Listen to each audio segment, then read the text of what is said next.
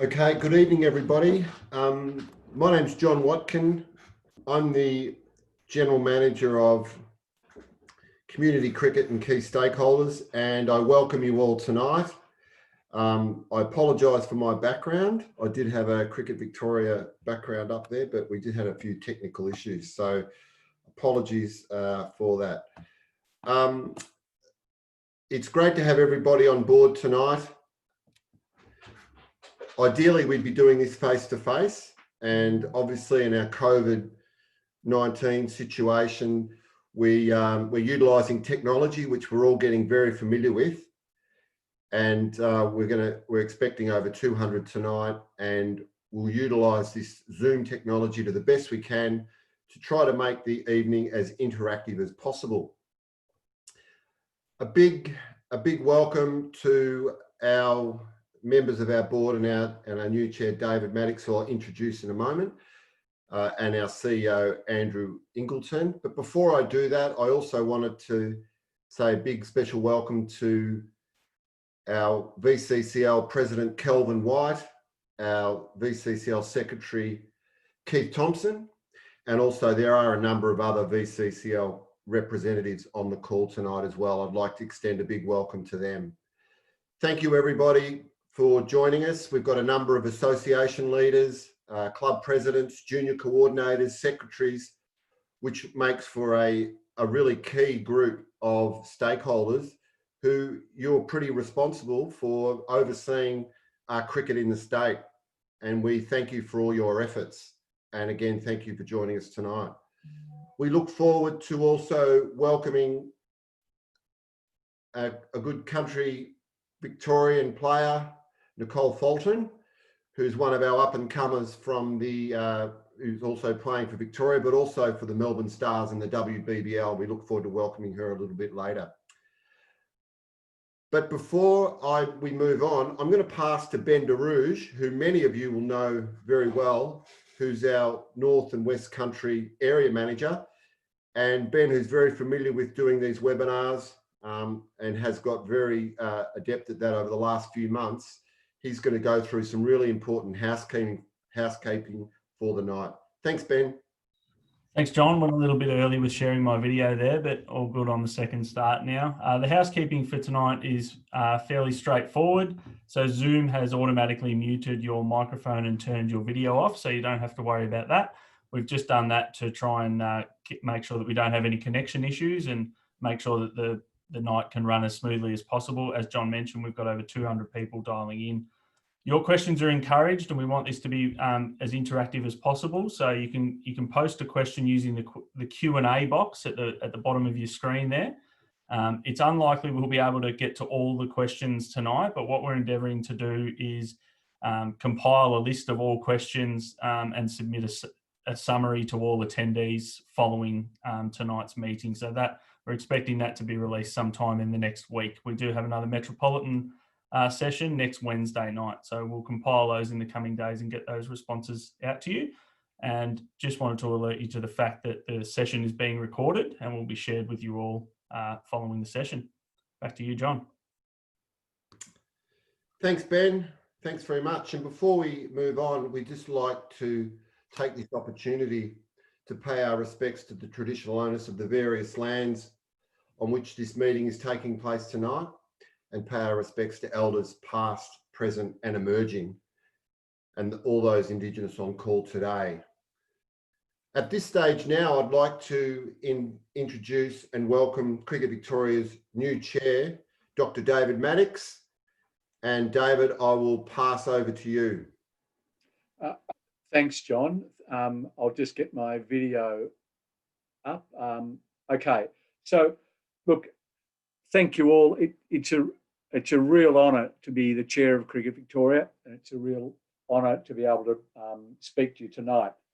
Just for those of you who don't know me, I just thought I'd just spend a couple of minutes about my background, I guess, to explain where my love and passion for cricket comes from.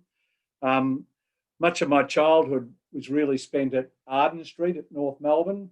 My dad played there for many, many years, 220 plus games. My uncle played 230 plus games, and they were both presidents of the club and so on. So spent a lot of time there as a kid. In terms of my involvement, I've been president. I was president of North Melbourne for a number of years, and then since I've been on the CV board. In terms of my playing, unfortunately, the family genes didn't come down to me, but I spent a bit of time. I played Dowling Shield, then spent a bit of time at a district club. Ultimately played some sub-district cricket, and then some more cricket out at the RDCA. So I always loved the playing side of it.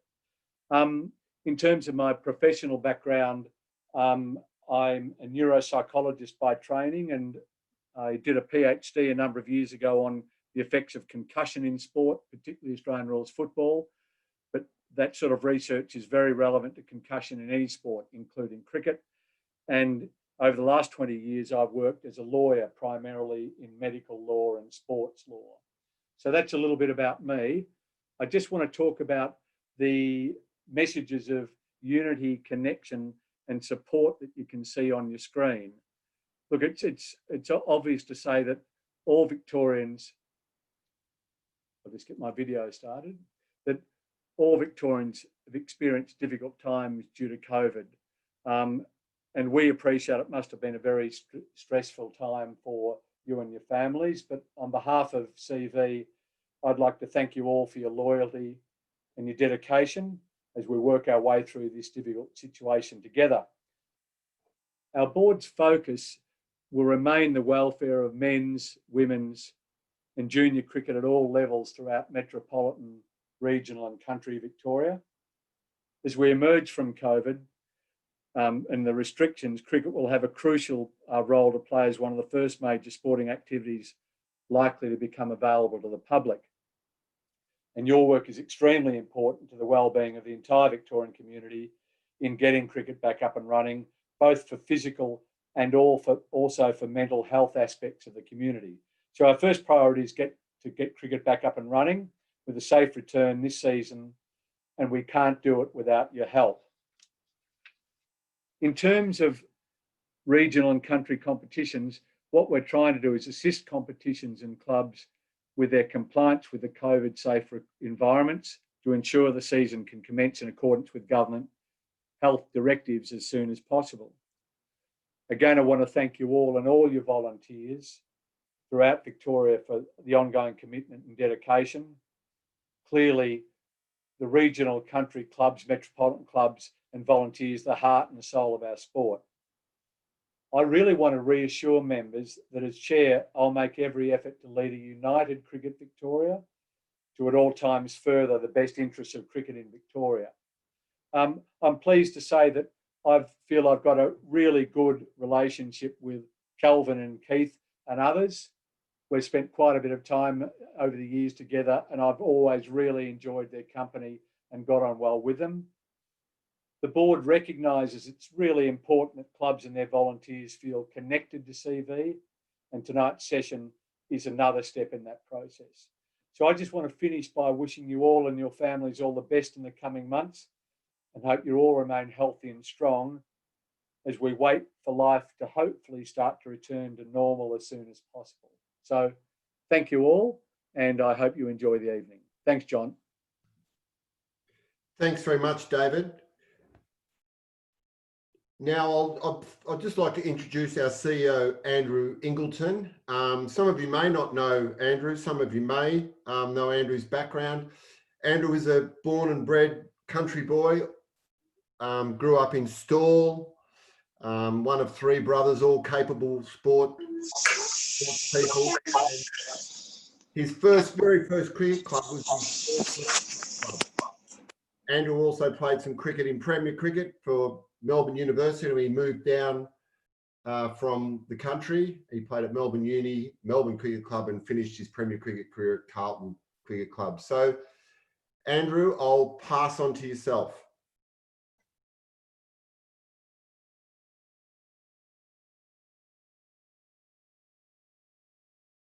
Okay. Looks like we've got a bit of a glitch here as we wait for Andrew just to log in.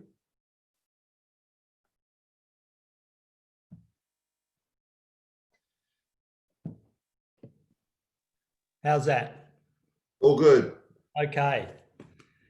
Thanks, John. Thanks for the introduction, and welcome everyone on the call tonight. It's a pleasure to be able to meet virtually.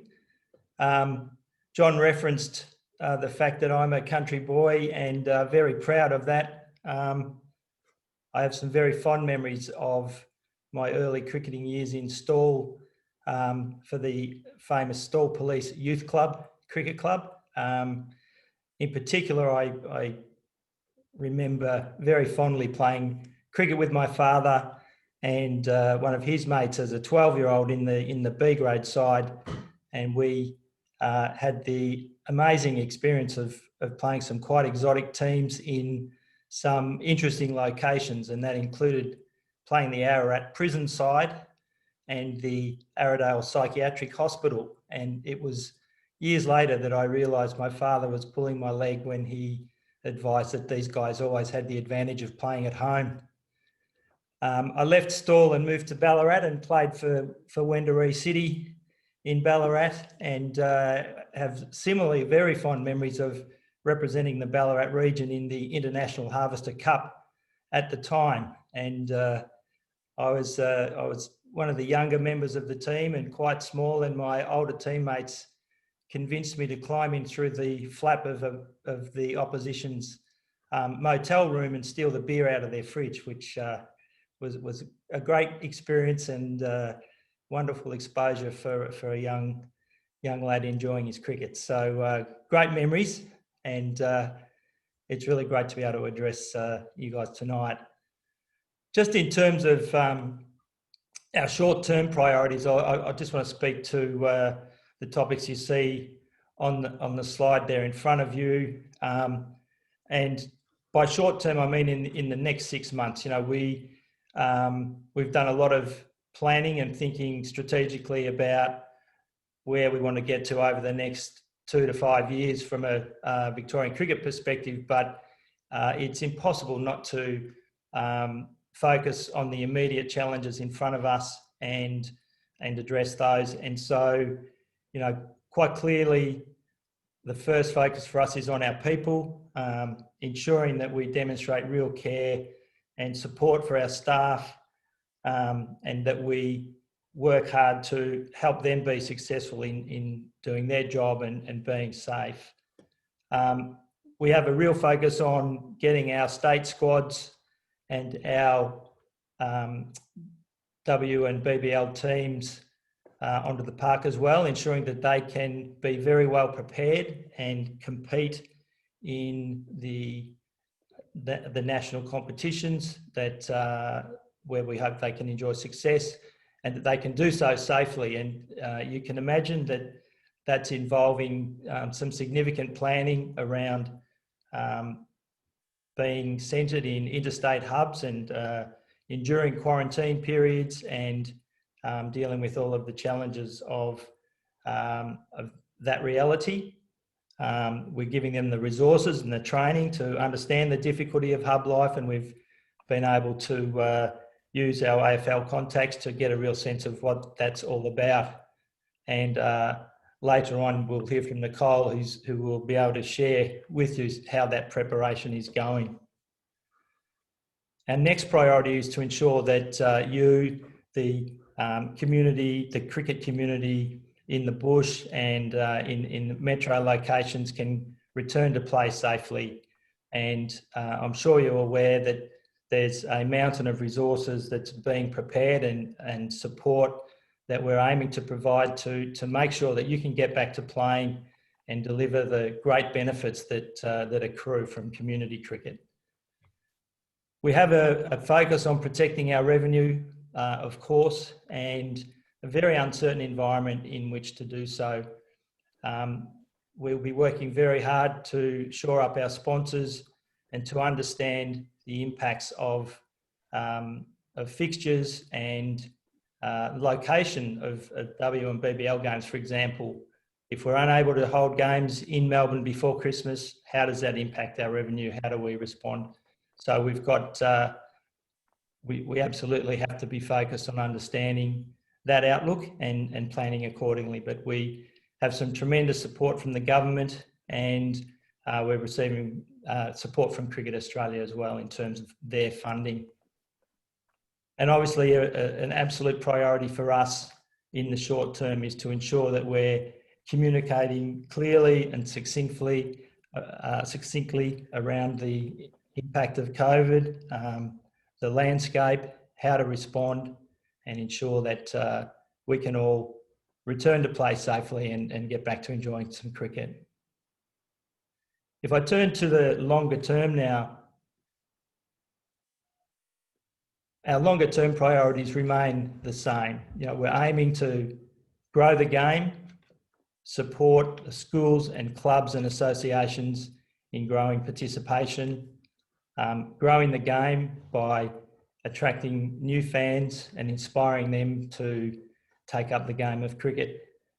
We'll continue to develop players for high honours and do so by ensuring that we've got the highest quality coaching resources and support staff, world-class facilities, and a real focus on an attractive and engaging and quality youth pathway to ensure that we're developing players for higher honours.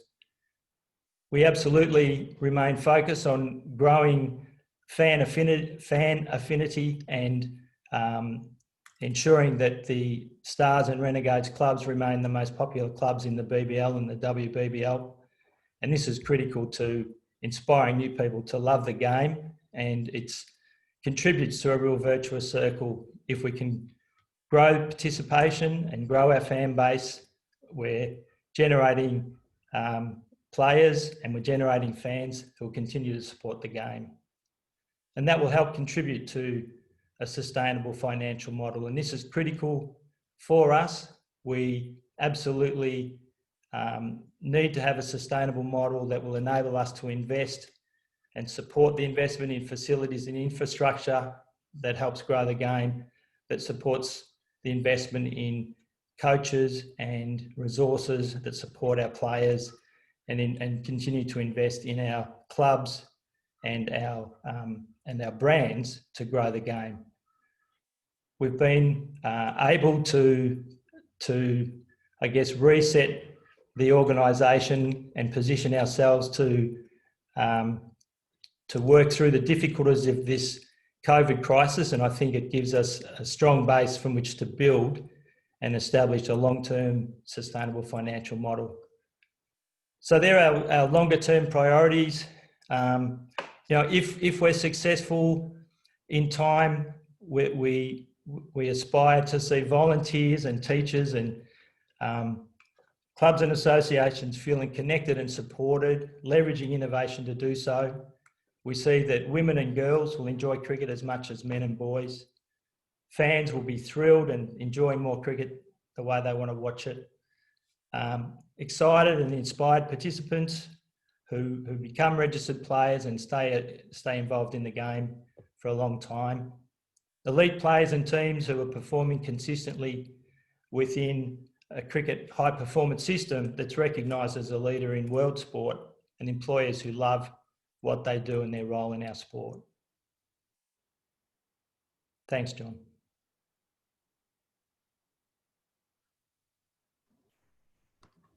Thank you, Andrew. Thank you very much. Okay, as we move on to the next slide, thank you, Ben. I'd just like to welcome Nicole Fulton, who's, as I said earlier, one of our emerging stars in Victorian cricket. Can see Nicole on the call there. Nicole, you're all set. You're off. Got your mute button off. Yep. Excellent. Well, Nicole, you grew up in Moe in Gippsland, and I think you're a Dandenong. You learned a lot of your Premier cricket at Dandenong, so you probably know one of our favourite staff members at Cricket Victoria, Emma Gallagher. Sure do. He's a big fan of yours. We know you're a wicketkeeper batsman and a batter, sorry, I should say. And you've already been around at such a young age. You've already played well over 20 WBBL games. So a big welcome to you tonight. It's great to have you join us tonight, and many of the people on the call, I'm sure, have played a part and connected with you along your journey so far. So tell us, Nicole, it's been a really unusual time for everybody. How's it been preparing for the season during COVID with all the restrictions? Yeah, it's been really funny and really different to obviously previous seasons. Early pre-season, it kind of felt pretty normal in stage 3. We were really lucky that we haven't stopped training throughout, so we've been able to train the whole time, which, yeah, really lucky with all the support and all of our physios and the team that was able to keep us training throughout that time. And then things got a little bit more difficult during stage 4. We're still allowed to train, but we've just had quite reduced hours. But yeah, still very, very grateful that we can still train. And what have you learned about yourself and your teammates in these really unusual times? Yeah, it's amazing how the true people come out, I guess, when you see limited time of them, and when you see them, it's really quality time. So I guess we've been able to build some pretty stronger connections, I guess, because we've been together a lot more than previous times in those little short times that we've been together. So yeah, it's been really good from that point of view. And do you think you've learned any lessons? As I mean, obviously, you know, playing WBBL and being exposed to so many talented international cricketers, not just domestic but international cricketers. Are there any lessons you think that you'll take into the season this year? I mean, we've always had to do it, but I guess we've just had to be way more adaptable this pre-season than previous ones. And I guess it definitely happens throughout a season. So not that we've learnt as such, but definitely going in way more prepared in that sense. If things change, weather's wet or things like that, then just being able to cop it on the chin and sort of move on with it, because we've had to do that a fair bit this pre-season in terms of our days and hours and everything like that changing. So yeah, probably just being a little bit more adaptable. Fantastic. And we know that the WBBL kicks off October 25, and you'll be in the Sydney hub. Tell us, how are your preparations going now as you get closer towards actually starting? You must be excited, and how are your preparations going? Yeah, very, very excited, but such weird times, I guess. We actually started our 2-week pre-quarantine on Sunday, so we're in our isolation bubble at the moment. So yeah, everyone's sort of had to change and uproot their life a little bit. So I was one that had to move out of the place I was staying at just because of being a high-risk environment for COVID. So I've moved in with Tay and another girl Bharvi Devchan, who couldn't be where she was as well. So things have changed quite a bit there, but started 2 weeks quarantine. But yeah, it's quite hard, but we're all really, really excited that we can play Big Bash and one of our biggest tournaments of the year. So we're really, really excited for that. Yeah, I think we're all excited too, knowing that cricket's not far away. So tell us now, Meg Lanning's back and was announced as skipper in the last couple of days. Tell us about any of the new recruits that we've got too. We've got some big international recruits that have been announced. Do you want to just give everyone on the call a bit of background and what you know about them and what we should look forward to? Yeah, so it's really exciting. I think we've had quite a shift in our team. A few new players, new internationals, which I think is really exciting. I'm really keen because just like you guys, I don't know much about these people either. So obviously played against them, but not alongside. So really excited for that. We have a few new domestic players. So Bharvi Devchan, who joined the Victorians this season, playing for us. Soph Day is also a new player coming across. And then our new 2 internationals, we've got Nat Siver and Kath Brunt. So we're really, really excited for that. Some seriously quality players there who have been really successful for other teams. Nat played for the Stars in previous seasons, I think maybe 1, potentially 2. Yeah, and she was really successful in that time. So hopefully we can be really good together, and really excited for that. And there's been a real explosion in the number of girls teams we've got over the last couple of years. We've seen a real growth, and we know that in country Victoria, there's a lot of new country girls that are playing and coming through our pathway, like you've done yourself, Nicole. Are there any young emerging players that we should keep our eye out for coming up for this season and even beyond this season? Yeah, we actually have a new signing. Sorry, I didn't mention that in the previous one. Georgia Gall, who's a young player, also just got released in the under-19 futures squad that got announced the other day. I think it was yesterday. So she's alongside with us, fast bowler, left arm, which is really exciting. And we also have, for the Renegades, Ella Hayward, who's also a really, a young girl who's also got some serious talent. I'm really excited to see them have a crack this year as well, which is really cool. And we've got WNCL coming a little later on in the season. And so just yourself, what's your preference? Do you prefer the 2020 or the longer format? What's your own personal preference? You're always in the game, so. I love it all, to be fair. I don't think I really have a preference as such. My role doesn't really change too much between the two formats. I mean, it does a little bit, but not really significantly. So, I don't really have a favourite. Love it all, really. Big Bash is really exciting. I love the Big Bash tournament, just the way it works and how full on it is. I love that aspect of it. But then again, the more traditional side of WNCL, which I really, really like, and I'm keen to hopefully still play the same amount of games as we did last season, and hopefully we play a few more again in the next coming seasons as well. And what are you noticing in the crowds when you're playing now, and the number of kids that are watching? And can you see, have things even changed in the last 5 years since you've become part of the furniture in terms of high performance? Have you noticed changes yourself? Yeah, well, I think it's really crazy that when I think back to when the Big Bash started, I watched as like an absolute nuffy fan, and to think when I used to, you couldn't really go to the games, you didn't really know when they were on, or you had to do some serious research into when they were playing and stuff like that. And to think now that people are all over it, and we get crowds and people are more excited for our Big Bash than some other tournaments around the world, which I think is really cool. And I think the dynamics definitely changed. I think it's really exciting to see how far it's come in that time, and then to think in another couple of years how big it can get. It's, really cool.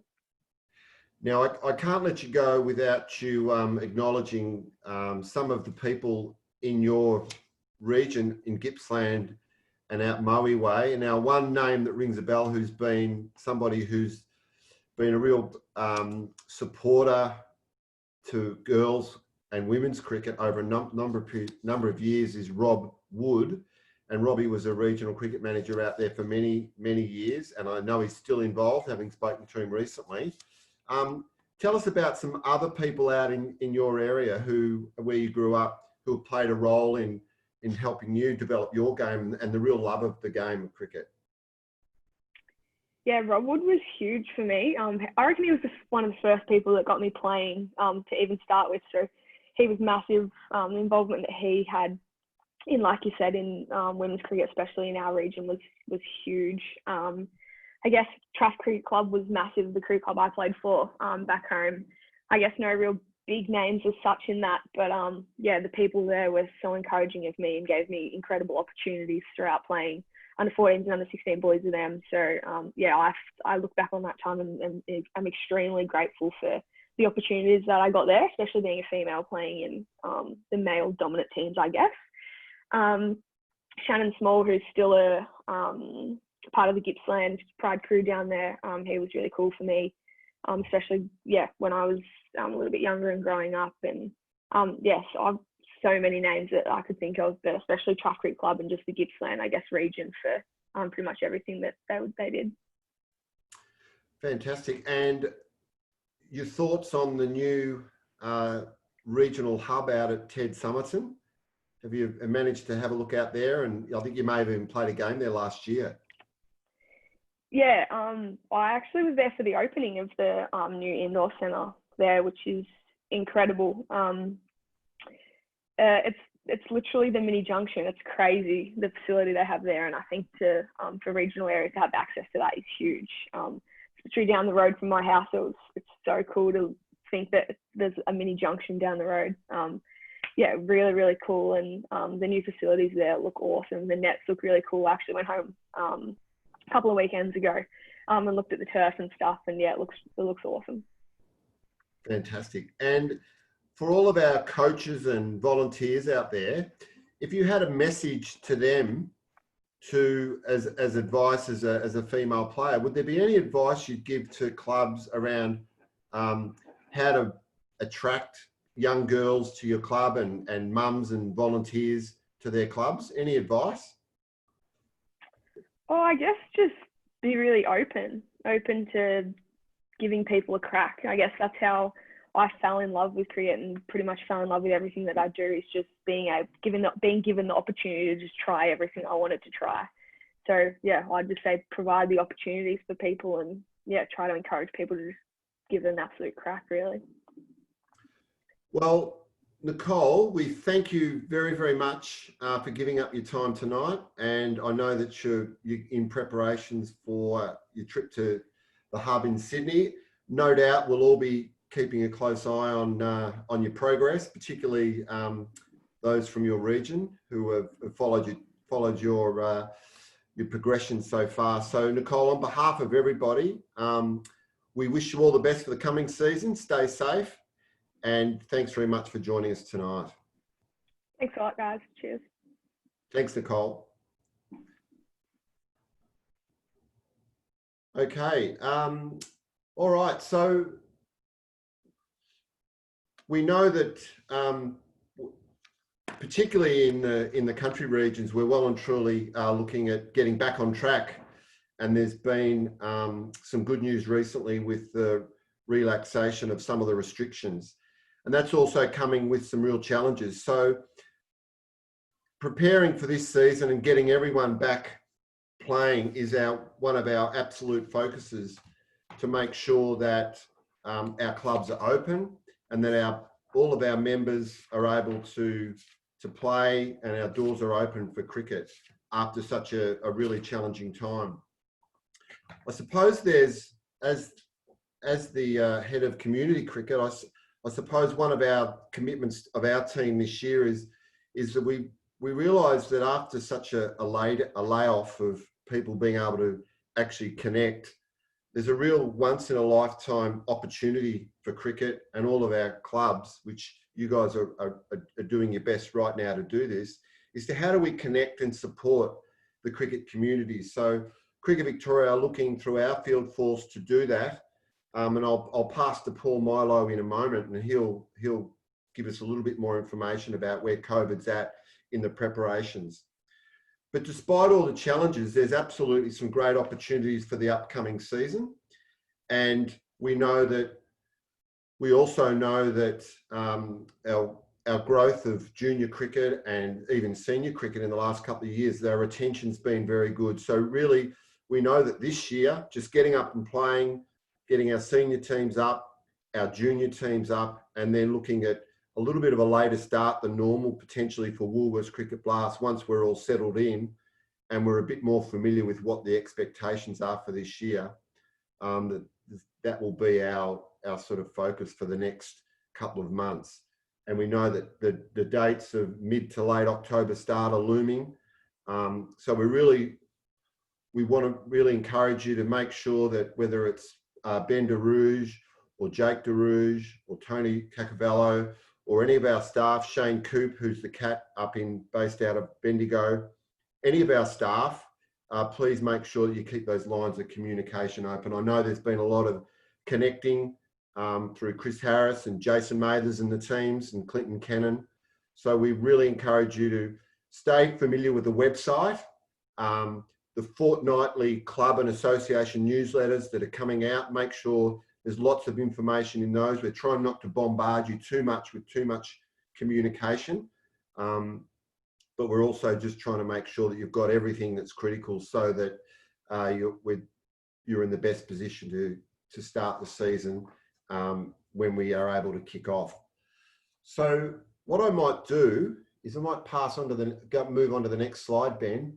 So more specifically, getting ready to play cricket in a COVID-safe environment, and I might pass to Paul Milo just to join us now and just to walk us through where he's at in terms of the preparation for the year. Paul Milo is the head of our member services, and he's been leading the charge and done a power of work with our area managers, and also Darren Anderson and Will Rice, working closely with FRV and the Victorian government, just to make sure that we're up to date with all of our information. So Paul, if you're on the line there. I am, John, ready to go. I'll pass over to you. Thank you.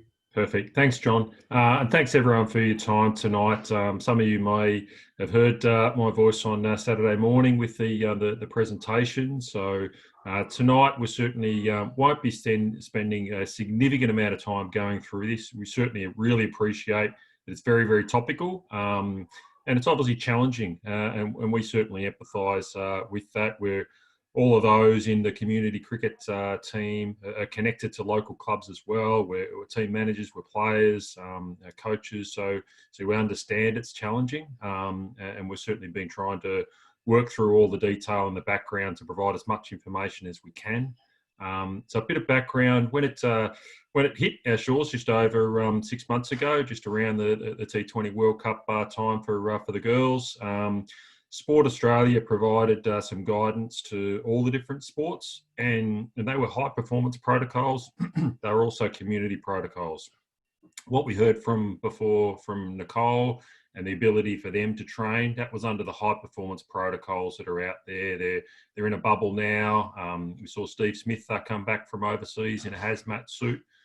So a lot of the protocols that you see and a lot of what you'll see on TV this summer will be different to community, and that's part of the expectations that are set down by the state government. So we worked through with Cricket Australia, Sport Australia. We looked at what was happening in England, what was happening across in other states as well.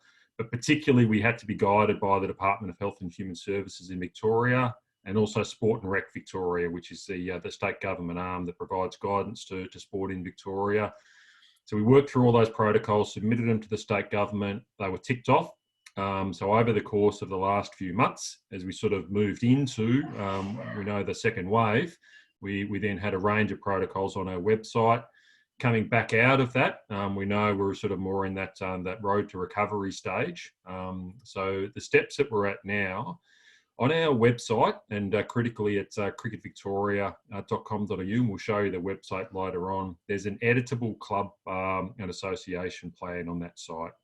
We went through in detail for about an hour Saturday morning. We've got another webinar last night that will go through an hour to talk through that plan in a lot more detail than what we'll run through here. But we certainly encourage you to have a look at that plan. Yeah, absolutely, associations and clubs can make their own one, but we've gone through all of those protocols to really provide a very simple process for clubs to be able to return. So I'd certainly encourage you to check out that the webinar. Dial in tomorrow night if you've got a chance to do so. It's at 6 o'clock. We're running a couple for Metro associations and clubs tomorrow as well. So there's one at lunchtime and then one at 7:30 tomorrow if 6 o'clock doesn't suit, but you can read that at any stage.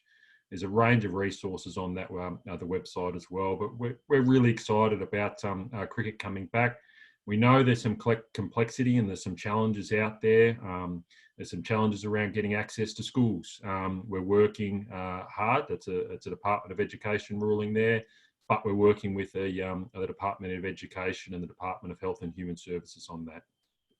There's been some challenges around equipment sharing that hasn't been possible as well. Stay tuned. We've got some exciting updates in the next couple of days in that regard as well. We've been working with Cricket Australia, who have been great and supportive. We've been working with the state government as well over the course of the last week or so, and we've got some more to share in that in coming days.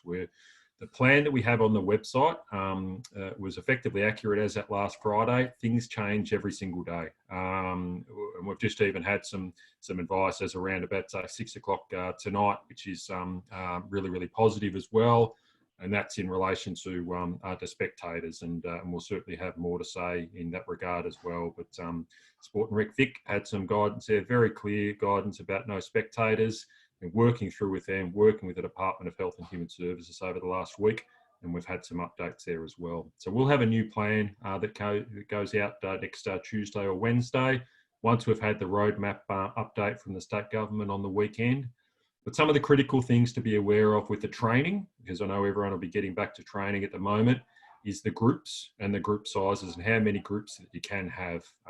Certainly the protocols talk about all of the sanitizer and all the other things that go into a training night, but groups are restricted to 10, but you can have multiple groups at an oval. So if you have a single oval, you can have 2 groups of 10, one on half the ground, one on half the ground, and then also another group in the nets.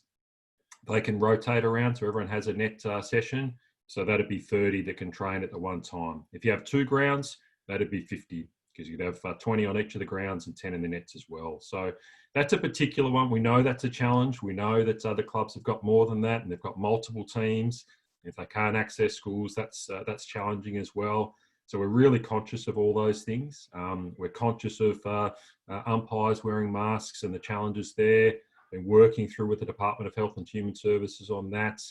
The ability for umpires to wear face shields will also be added into our new protocols that come out in coming days as well. So keep having a look at the website. We'll keep chipping away in the background. Rest assured we're advocating for you to have as much normality as possible, but it's certainly great that the cricket is deemed as a sport that can be played at underage and open age level. In regional areas. Metropolitan's got a little bit later to go, but it's an exciting time moving forward. So have a look at the website, keep up to date, speak to your regional staff if you've got any clarities, concerns. If you think there's other things we should be advocating for, let us know and we'll keep doing it and we'll keep updating you as we go. So that's probably it from me, John, or I can hand it over to you, Ben. But just a couple of questions coming through there, Paul, and seeking clarification. Can you give us an update on school grounds and whether there's any light at the end of the tunnel there? Yeah, so at the moment, the ruling from the Education Department doesn't have a fixed date, but it is for term 4. It is subject to change. We'll continue to advocate there. We understand that a lot of the grounds are almost very separate to the facilities and the building there. But at the moment, it is up to each school, but the Education Department has set a ruling down to say that community groups are barred from school premises, including school ovals, for the foreseeable future, term 4. We're certainly hoping that change and we'll continue to advocate. And we know that the relevant departments are talking. The numbers are really, really positive, which is great. So the better the numbers, the more, I guess, optimistic we can be that there'll be a change in that space. But there's no date on that yet, Ben. Thanks, Paul. And just a couple more quick ones. A question around the group sizes and whether they can be 11 rather than 10 so that it fits in with a cricket team. And just Paul seeking some clarity on the role of a coach within those groups as well. Yeah, perfect. So 10, unfortunately, it is. So so it does sort of have a bit of creativity for if you've got teams and breaking those up. Potentially, it's a little bit of squads at the moment, or if not everyone's there on the night, it might be 10. But we do understand that that's not ideal. It doesn't suit to the perfect environment for cricket, but it's quite black and white about the 10. What you can have, though, in addition to the 10, is a coach.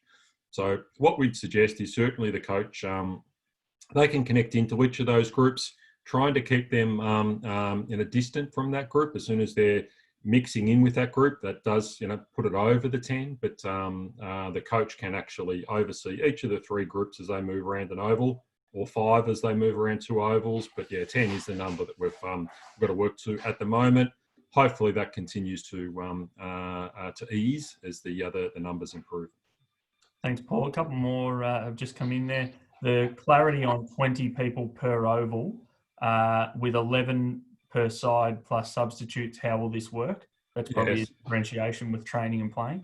Great. So good question. So with matches, it's the number of players that are normally required for that match. So there is a difference between matches and training. So a match can be, if it's 13 a side, if that's what the rules of that association have, or it's junior formats and it's 7v7, whatever the rules are, a normal game of 11v11, but it could be 12 if you've got 12 for that game as well. So the guidance is provided on, I think it's page 4 off the top of my head of our plan, but it talks about for a game, it's the number of people required for that game. So that would be the umpire, could be the coach, scorer, and all of the players that are required for normally for that game. For the juniors, there's the ability to have parents that come along as well. And as I said before, we're hoping to make some announcement in coming days about the restrictions that were initially put in place by SRV for spectators as well. So normal numbers for a match, groups of 10 for training. Thanks, Paul. And just one final one there. The recommended app that we've got in the plan being Aura Safe does not support the checkout process. Is the app going to be updated that we're aware of to include this feature, or will the document be revised? Yeah, so that's an external company that provides that service. So we won't be in a position to change their guidance there. The one that we do have that's available through Microsoft, the platform does have those as well. So for those that are looking to use the Aura Safe, that's not something that we can change their product, but certainly. Yeah, the Microsoft one does allow that checkout solution. Thanks, Paul. Yeah, and just to finish, a comment from Lewis there around the opportunity that we've got here, and his club's experiencing an increase in the amount of players that want to play, and thinks it's a great opportunity to work with Cricket Victoria to do some advertising, promoting his local grassroots clubs and other local grassroots clubs. So great work there, Lewis, and we encourage you to get in touch with your local Cricket Victoria representatives, and we'll do what we can to support that. Thanks, Paul. Back to you, John. Ben, while we've got you on the call there's also, given your got your finger on the pulse in the country in your role, there's a great question from Josh Marnie. And the question is, thoughts on the greatest opportunities for country cricket, and what CV's planning to support this, specifically in country outside of the major centres? We know we've got Tony based down in Horsham, and we've got yourself and Jake in Bendigo. Any advice there, or what's your thoughts at this stage? It's probably linked in similarly with Lewis's comment earlier, that we're hoping it's a great opportunity. People who haven't had the opportunity to play their winter sport, we're certainly hoping that they come and sign up for cricket. We're going to be one of the first sports to restart at a community level. So we're hoping that there's opportunity there. Clearly, we want clubs to be as safe and healthy as possible, and providing opportunities for people to come down and play in multiple divisions and skill levels, social formats, all that sort of thing. So the opportunity's there. We appreciate absolutely the volunteer burden. So we just want to make sure that we are providing meaningful and impactful support for volunteers along the way. Great question there, Josh, and looking forward to working with you this season. Thanks, Ben. And Paul, there's a good question here around formats, given how many associations will or won't be playing two-day games this season. I know there's been a real push for one-day cricket and shorter form cricket, given potential for COVID to interrupt a two-day game. Any comments on that?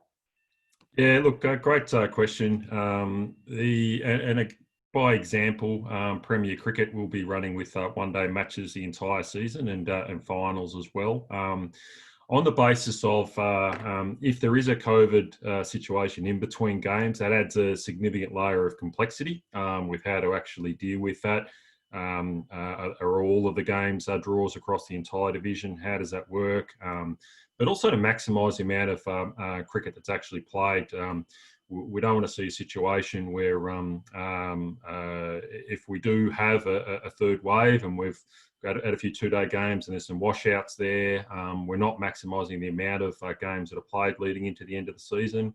So I know a few of the competitions are looking at everyone playing each other twice over the course of a season. If they've got an 8-team division, it's that sort of 14-round style leading into finals. So we would certainly be encouraging one-day cricket. It is what's happening at Premier Cricket, and from the conversations that we're having, a lot of associations are looking at that. Obviously, an association's call, but yeah, we would definitely advocate for the one-day formats throughout this season. It's a unique year, and I guess it's that opportunity to try some of those things, but to get through as many games as possible, maximise the opportunities of the top order batters batting every week and the bowlers bowling every week. Certainly, one-day cricket provides a lot of advantages. We think it's going to be a wetter than normal summer as well. so to try and maximise the opportunity to play when it's not raining. Paul, just while I've got you here, another question regarding shining the ball and substitute material. Any guidance around substitute material for shining the ball? So no further, tampering substitutes at this point in time. Some would have had, a lot of people would have seen what's happening overseas. There is a difference between the ICC global regulations and what's approved in Australia. So no shining of the ball through sweat and saliva, and there are some protocols that the Cricket Australia have developed about how that can be handled at community level as well, be it paid association umpires or even from a lot of the games that we know that are umpired by parents or players, to how to handle deliberate acts of putting sweat and saliva or accidental. So at this stage, no sweat and saliva are put on the ball and no additional products to be put on the ball. That's been approved. Thanks very much, Paul. And just on, is there any guidance on how associations should structure competitions where they've got both metro and regional teams for this year? Any advice there? Yeah, really tough one. And No, look, it's a really tough one, and crossing the borders for cricket is not part of the approved protocols at this point in time. We're really hopeful that the numbers in Melbourne are positive. It may mean that that those teams in metropolitan areas that are connected to a country might have to start straight away, as opposed to some of the metropolitan comps looking to start at the end of November. Challenges with that become wicket preparations as well. And we'll certainly have more to say in the next few days, awaiting the state government's ruling about when we can prepare turf wickets in Melbourne. Our advice is certainly that they should be happening ASAP in regional areas, but that's also subject to the council's approval as well. So it's certainly challenging. We know that we don't want to stop regional and associations, I'm sure, wouldn't want to stop regional competitions from getting started. But whether it is that those metropolitan comps back end some of their games and maybe have a few Sunday games, a few one-day games at the back end of the year to make up for what they've missed, or associations could be looking at scheduling those matches as draws potentially as well. But there needs to be some creativity, but we want to see as much cricket played as possible as well. So we'd be certainly encouraging flexibility, creativity, but get the regional teams up and running as possible and the metropolitan to join as early as possible as well. Thanks, Paul. And we've heard some great ideas of creative initiatives that are being proposed, and you know, our cricket administrators around the state are used to being able to having to respond. We've had some challenges in the last couple of years with bushfires and the like, and smoke, and they've been able to adapt. So again, thanks to all of our volunteers. Paul, we might move on. I noticed there was a couple of other questions. One good question about CV staffing levels in the regions from Paul Drew, who's based in Portland, just asking around CV's planning for regions in the future. Obviously, Paul, as you would have seen across a lot of sports, COVID has impacted on, even recently NRL cut their staff by 25%. Like other sports, cricket's been impacted, and what's happened in Victoria has also, there's been impacts around other state and territories as well. So there's been about a 25 to 30% drop in staff in the community cricket area around the country due to COVID.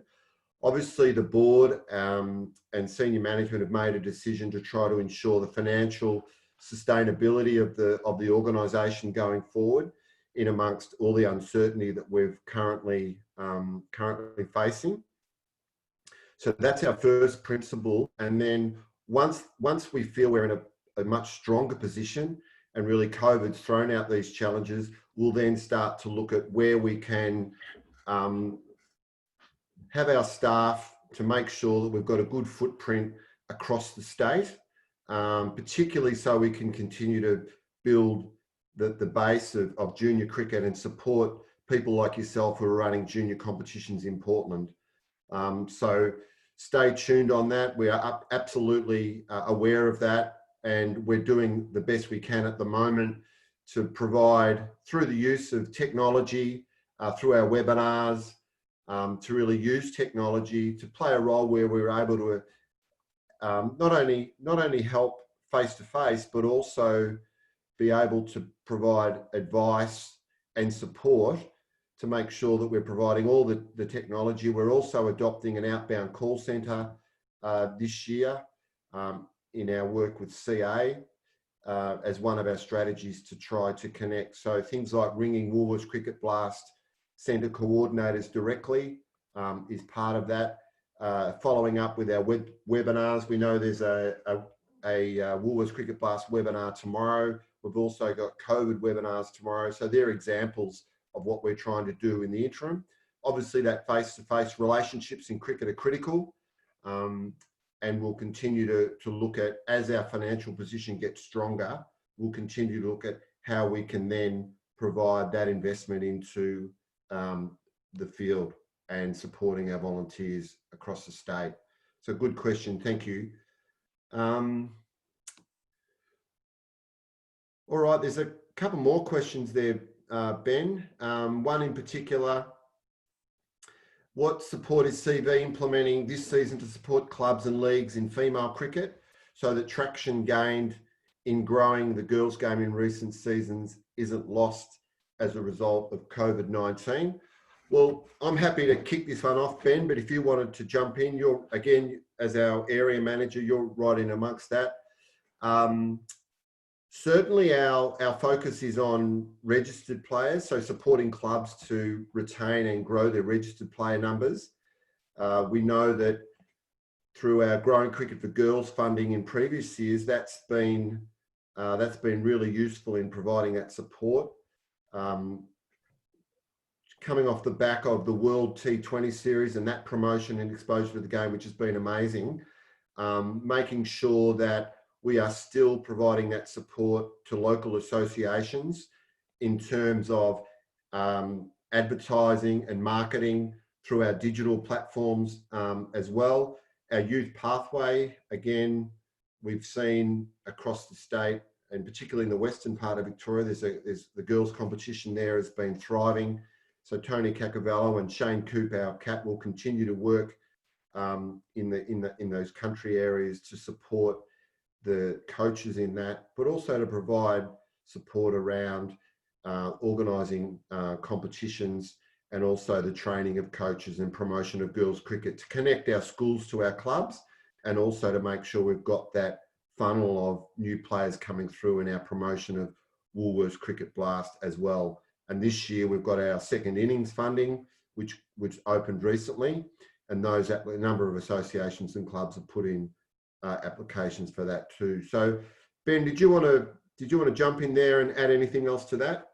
No, the only other thing I'd add from our area perspective in the North and West Country, so Mallee Murray, Northern Rivers, Western Country and Northeast Knights, we've been really fortunate enough to have Emily O'Brien start as a female engagement officer working across those 4 regions. Em's making her way around, meeting some people who have previously been involved in running girls' leagues and women's competitions. So she's really hit the ground running and got some good ideas. We've got some funding applications in with Cricket Australia at the moment, which we're just awaiting the outcome of. So it's a bit of a watch this space, but certainly encourage anyone who's got any ideas or specific support that they're seeking to make contact with anyone in our teams, and we'll look to support in any way we can. There's a few more questions there around COVID return to play, John. I might let Paul respond to those in the chat, and participants can view the answered questions in the Q&A section as well, so we can keep moving on. Fantastic. Thank you, Ben. So Ben, if you want to just move, actually you can move on from that one. I think I've covered that one now, given time. Yeah, so to our question earlier, this is our structure at the moment. You can see how we've organised ourselves, and we've got our area managers. Many of you may have seen that diagram, but I thought it was timely tonight to just put that up again. Thanks, Ben. And then, of course, supplementing with our cats, Guy McKenna, Shane Coop, and also Tom Evans, working closely with our network and I suppose our cohort of coaches and volunteers around training, particularly around identifying talented players. I know Shane is working with Chris Harris as well and Ben around the upcoming VCCL Country Week and how they might implement a two-tier streamed program, which enables large associations and smaller associations just to be aligned with similar sized regions and associations, so the competition is really vibrant for those players involved. Again, I would encourage you to. There was some of you may have been involved in the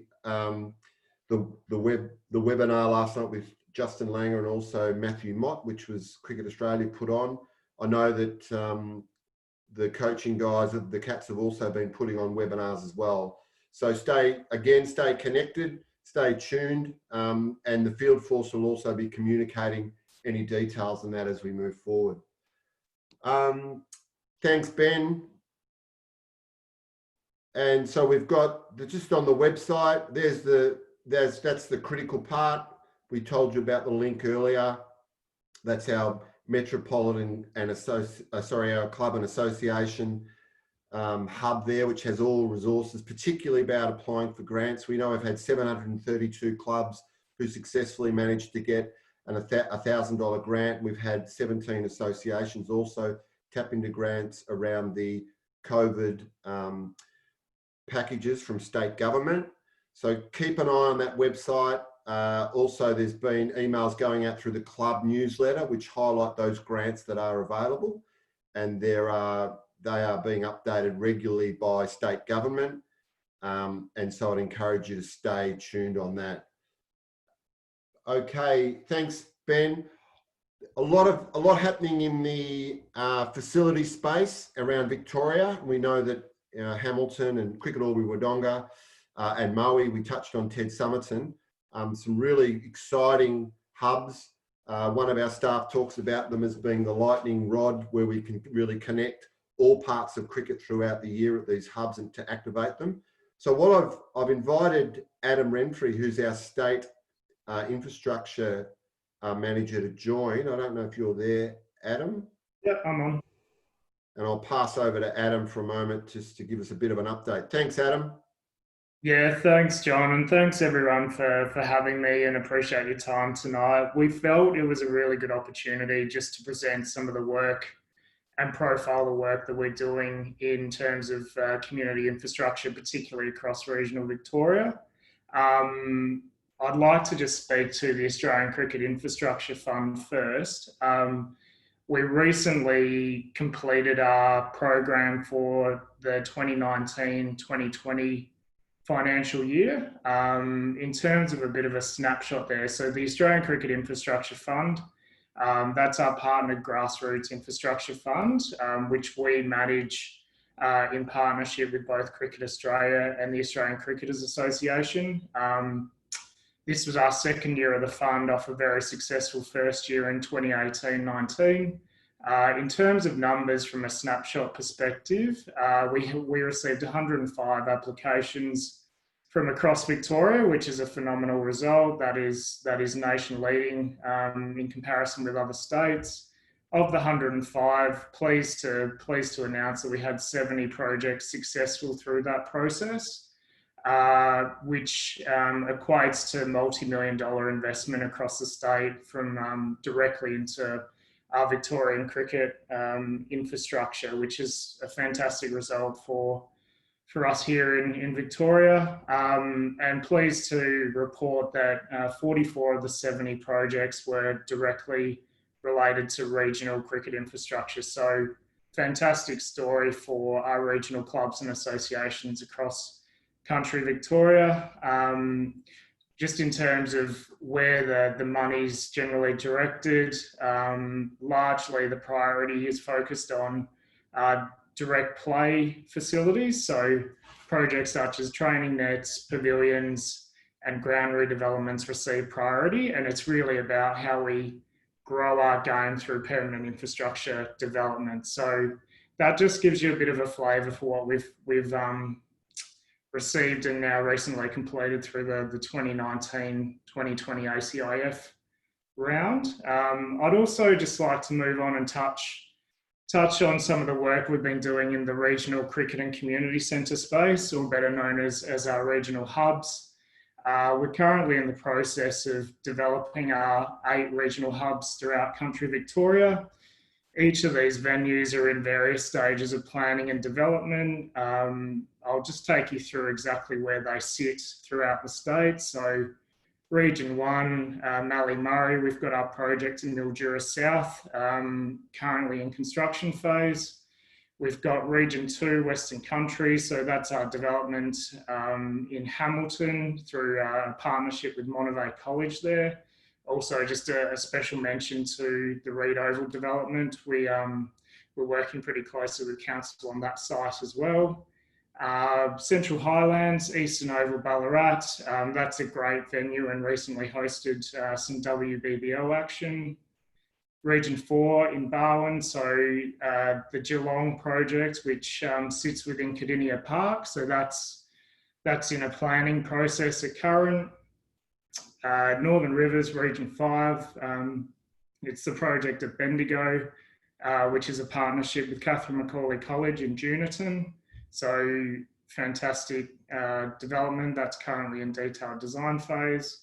Our project at Region 6 in Northeast Country, so that's Birrelly Park Wodonga, which has reached practical completion and on the verge of opening, COVID and lockdown pending. So we hope that restrictions ease there for indoor sports facilities shortly. I know Nicole touched on the Moe facility earlier. Pardon me, sorry. I know Nicole touched on the Moe facility earlier at Ted Summerton Reserve. That opened later in 2019. So again, amazing facility as she described it.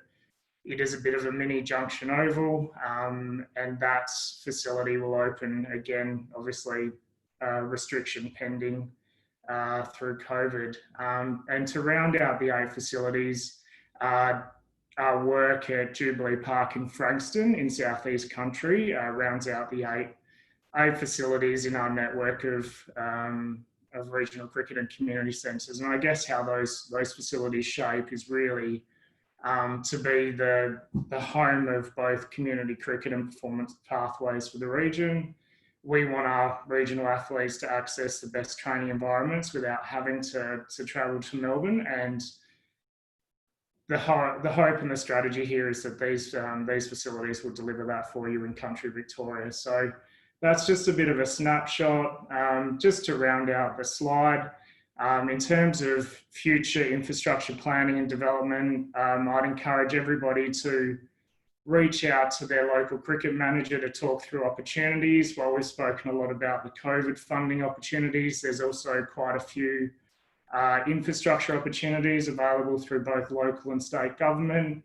And really your cricket manager is your first point of call if you're looking at developing anything locally within your venues. So lots to look forward to in the 2020-21 year. And yeah, a really successful result from an Australian cricket infrastructure perspective. And we also look forward to a number of these regional hubs opening in the near future as well. Thanks, John. Thank you very much, Adam.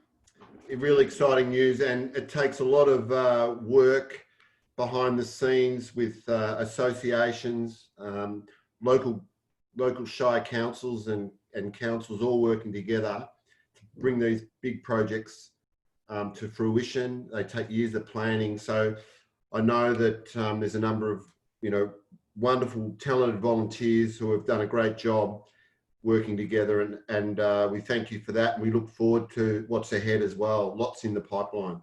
Busy time in facilities. So thanks again, Adam. All right, Dean Russ is going to join us, and Dean's our state pathway manager and who oversees our youth pathway program. He sits in high performance, and he also manages our team of cats. And I'm going to ask Dean just to join us. Thanks, John. Thank you, Dean. Beautiful. Thank you all for tuning in tonight, and I certainly appreciate the pathway is a very passionate topic, and you won't get a more passionate person than I talking about the opportunities that we can certainly present. As some or most of you are aware, the YPL, as we've known it previously, is on pause for this season only. We can delve into the reasons why, but I think we've covered off on the COVID issues. The first thing I want to really make clear is it is an absolutely critical element to continue a statewide competition moving forward for the health of Victorian cricket. I've been having many conversations with Calvin White, and a lot of the coaching and talent specialists has been having numerous meetings with key stakeholders to continually be as open and as transparent as we possibly can be. One of our catch cries for this season is to build the base. As John has previously alluded to, the most important part of this season is actually getting players on the park. But where possible, we really want to try and create localised representative opportunities. That being said, the Junior Country Weeks have become even more important than ever before. We want to continue to uplift already all the great work that's been done over years, but also make sure that we're still giving our talented players really good representative opportunities. The coaching and talent specialists will tie in and link in very, very closely with all JCWs and look to assist with any selection process for any representative teams. We've been working with our previous Youth Premier League coaches to make sure that they connect in with associations to help give a bigger depth and breadth of coach. We want to try and be the talent identification lead expert because, as again, we want to make sure that we're tracking the talented players and those that are aspirational to continue on their dream of playing for Victoria, but then moving forward to play for Australia.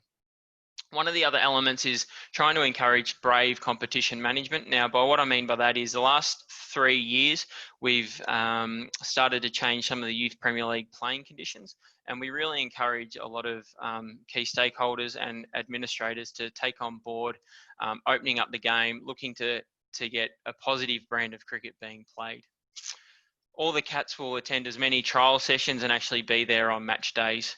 We want to try and have some different measures in play. So having series ratings where all the coaches involved in all the rep teams will actually give sort of a gold, silver, bronze. So make sure that we're utilising the IP of all the coaches, and that'll actually help formulate a lot of squads moving into the next season. So again, it's really honing in on the Junior Country Weeks and uplifting that. The other element to it that we're really trying to work for this season is actually create an all-star region concept. If I use an example, if the Geelong Cricket Association were to play in the Junior Countries, we'll try and pick a team to represent the Barwon region, as it's known, the Rockets, and try and play an all-star game or matches against, for instance, a Central Highlands region team. And we think that's a really important element because it's giving the talented players and the ones that have performed really well throughout the Junior Country Weeks an additional opportunity to showcase their talent. This will also be an important cog because it'll actually help formulate squads for the statewide competitions the next season. And again, it's really showing the silver lining here is that we're uplifting and building the base, but we're also got the eye towards 21-22. One thing that I want to just elaborate on a little bit is that the national championships run by Cricket Australia, in terms of the under 15 and under 17 males and under 16 females, are also on hold. Over the last few weeks, it's starting to appear that there will be an under 19 national championships held in April. For the females, that will be in Brisbane, and for the males, that will be in Adelaide. We're also working closely with Cricket Australia to see if it's possible to try and get a Victorian metro and country team rather than just having one team. We know that this has been such an vital cog for the overall health of the game, and it's been great to see, particularly last year when the under 15 Victorian country boys won the overall championship. Whilst the other age groups. The national championships may be on hold for this season. We've worked really hard to create our own competitions for those really talented players that are in our emerging players program. So for the under 16 females this upcoming season, we're working closely with Cricket New South Wales, and we want to try and play a 4-day competition representing Victoria Country and Victoria Metro to play against New South Wales Country and New South Wales Metro. Whilst it's not a formalised national championship, we really value this, and it's a great opportunity for our girls to showcase their talent against some really good opposition and get the experience of representing their state, but also within their own regions. And in the male space, we're looking at playing in Hamilton, and we're going to again do something very similar where it will be a male under 17 male country team and a metro team, and we'll also be looking at a combined under 16 cub or CV11 team to play against South Australia. And that'll be held at Hamilton out at Monterey, where we'll try and connect in with Dunkeld Cricket Club and, as I said, be played at Monterey. So to reiterate, whilst there is no CA National Championships, we've been working very hard to create our own additional opportunity for those talented players that we've identified, and hopefully we start to see them perform really well and continue through the system. In terms of coach development, we've identified this as an absolute crucial part of the health of the cricket, regardless from under 10 cricket all the way up to senior cricket. And the coaching and talent specialists really want to connect in with all the coaches that are involved in the junior country weeks, look to upskill them, whether it be through mentoring, cricket masterclasses, and try and attend as many games as possible to see what is best practice, and we'll continue to strive for that. What I'd like to just do now is give a bit of an overview of what 21-22 will look like. And again, just to really reiterate the importance of a statewide competition. Now, this player pathway model has been approved and endorsed by the board, and this is what we'll be implementing for 21-22. Now, where we kept talking about building the base and uplifting a lot of the association work, and in this instance we'll focus on the junior country week. This is a really important cog because we want this to now be the first experience that players get at a younger age in representative cricket. We don't want the notion of a 12 or 13-year-old player missing out on a statewide competition and all of a sudden their hopes and dreams of playing for Australia are eradicated. This is actually been based on a lot of research, and we've got a lot of research and information around this to help formulise this pathway. It is also now a performance pathway, but one of the key elements was around the notion of early specialisation, that we want players to be exposed at association level to start playing against each other. If we can start to embed those all-star concepts like we've mentioned for this season, we want that to actually become part and parcel of this pathway model moving forward. And we'll continue to support this concept because we know it's a huge value and uplift to then help formulate our statewide competition, which is the Youth Premier League. Again, we absolutely recognise the importance of the statewide competition, the 16 region competition. We know it's a vital part, particularly in the country community, where it is actually a really special part to represent, for instance, the Waves, Rivers, Knights, and we want to continue on that. And one of our messages was it shouldn't matter what postcode you live in, everyone deserves the same opportunity, and we are non-wavering on that, and that will continue to proceed at the under 16 level for the male space. The reason why we've kept it at the 16 level is that will actually start to help formulate our under 17 emerging player programs and starts to flow in nicely. The next part and probably the slight change will be an underage premier competition at the under 18 level. We're really mindful that we need to start to transition aspirational and talented players to Premier Cricket. And one of the key elements, particularly for country players, is to try and get talented aspirational country players connected in with a Premier club. And we feel that this can be a really good opportunity to do so without having to commit to a whole season. They get to trial go play, represent at a Premier club, get the understanding, get a feel for the culture, whether or not that club is right for them, but not having to commit to a whole season, particularly when you do have VCE, you might be completing a apprenticeship, whatever it may be. So that's what we're trying to look to do there, and that becomes almost like the finishing school, and that'll align into the under 19 emerging players program.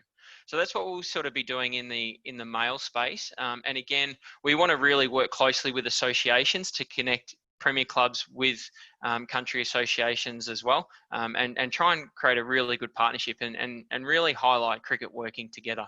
So that's the male space. In the female space, again, there's not a whole heap that changes. And again, we've been very consistent with what we're trying to achieve, and what we do in the male space, we'll be doing in the female space. The only slight differential will be that the Youth Premier League would be at an under 15 age group.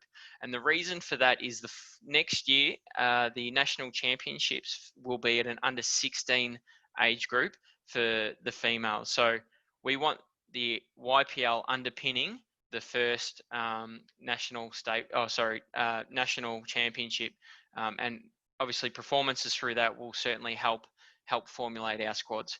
And again, with the under 18 Premier competition, that's the same thing. We really want to try and transition players getting the experience at a Premier club, but not having to commit to the whole season, so they can still play for their club cricket in regional Victoria, but they also get that experience exposure to play on the best grounds, or some of the best grounds in Melbourne, and again, experience what it's like at a Premier club.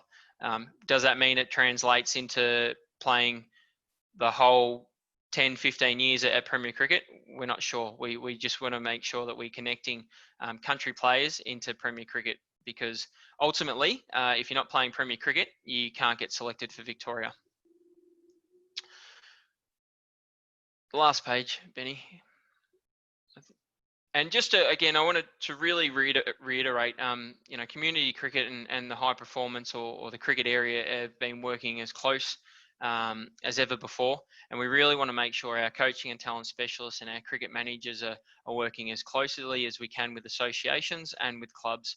We want to continue to support coaching with fantastic initiatives. We're going to look to start to implement a junior director of coaching, so we can start to support aspirational young coaches, but also coaches at a junior age group, to make sure that the experiences that our coaches are giving are the best for our players, because a really good experience can create lifelong cricketers, and a really poor experience can potentially lose them. And again, the using the IP for the coach performance ratings is going to be vital for this pathway moving forward. And again, we want to transition and connect aspirational players to Premier Cricket.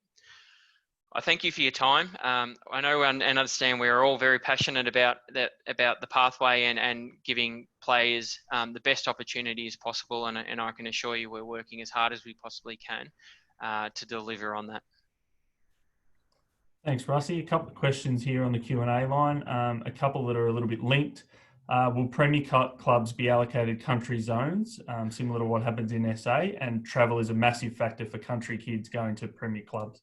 Yep, absolutely. The first question would be no, because we feel very strongly that it should be a player's choice, and that it should suit the player and the opportunities that each individual club presents. So there has been talk of that, but from a high performance point of view, would be saying to Premier clubs, be proactive in certain areas, and I know some clubs already are, but ultimately it's up to the player and the family to make the choice to what best suits them.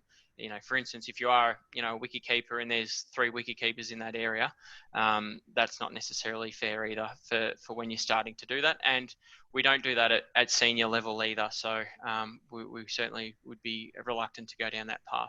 In terms of travel, absolutely, we certainly recognise that. And that's something we want to work with the Premier Cricket team to see how the 21-22 season will look, whether it's a few Sundays or if it in fact is some blocked games in January, to help alleviate some of that. Because again, one of our key criteria and our priorities is to make sure that we are connecting in country players and making it as easy as possible for them to be involved with Premier Cricket. Thanks, Russie. A couple the other thing I'd add in there too, Russie, is the network of regional hubs and metropolitan hubs are going to play a critical role in terms of developing coaches, emerging player training squads, local association coaching and training opportunities as well. So they will play a key role, and CAPS will be spending time at different stages being involved in those and working with associations on that. So we do start to try to alleviate some of that travel and making sure that our players are being identified and then part of that system, as Dean outlined too, with our player ratings and things like that. So they're well and truly visible and getting opportunities to prepare without having to travel all the time. Yeah, spot on. Thanks for that, John. That's a really good point that I didn't delve into. And even as soon as the next sort of few weeks, we're actually looking at running our emerging player programs and working within your cricketing areas. And as I said, moving and working out of those hubs to alleviate that, and us going out to the country has been a big priority. And I hope you've seen that over the past few years, and we'll continue to drive that. Ben, we've probably got time for one more question. We've just hit 8:30. We've probably got time for one more for Dean. Yep. A couple of questions that you might be able to just cover off in the chat there, Russie, but Sure. Any indication of the status of level 2 or representative coaching? And I wish it was in November, and I'm very passionate about the level 2 coaching course. I deliver it personally. Look, we've looked at a few different options. We looked at a blended online coaching course, but by the time we sort of embed that, it's probably not worth it. So what we want to try and do is probably offer a couple of courses in February, and see what the thirst is for that. So the issue that we actually face is that because we've still got professional athletes within the precinct, it's actually quite difficult to bring in the public at this point in time. So as we navigate through whatever the normal looks like, we feel that sort of the back end of February will certainly help that. And then whether or not it's 1 or 2, we want to try and make sure we meet the needs of the coaching thirst. And then the other thing we're starting to look at is taking it to some of the hubs the following year and actually running a representative course, for example, out of Monterey for next season. So that's something that we're really mindful of.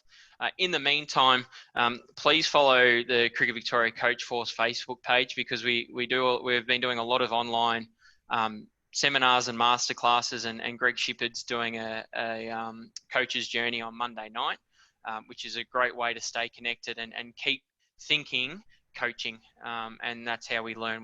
We learn a lot from people's different stories. Thanks, Russie. That's great. A bit of feedback coming in about your moustache too. I would say it's probably mixed feedback, but that's one for you to take on board. And thanks for your time tonight, and we'll get it back. It's mixed feedback at home as well. Thanks, guys. Thank you very much. Dean. Thank you very much. We've hit 8:30, and I thought it might be appropriate, just before we sign off, to give Andrew Ingleton, our CEO, just a chance to perhaps provide a bit of a summary before we finish up. Thanks, Andrew. Thanks, John. And look, I hope that everyone on the call tonight takes away the very clear message that we're determined to support you, to quote Ben DeRouge, in a meaningful and impactful way. We're determined to help you get your associations up and running, clubs and teams back on the park in the short term. But as you've just heard, in the longer term, we're committed to developing your players and the coaches who support them.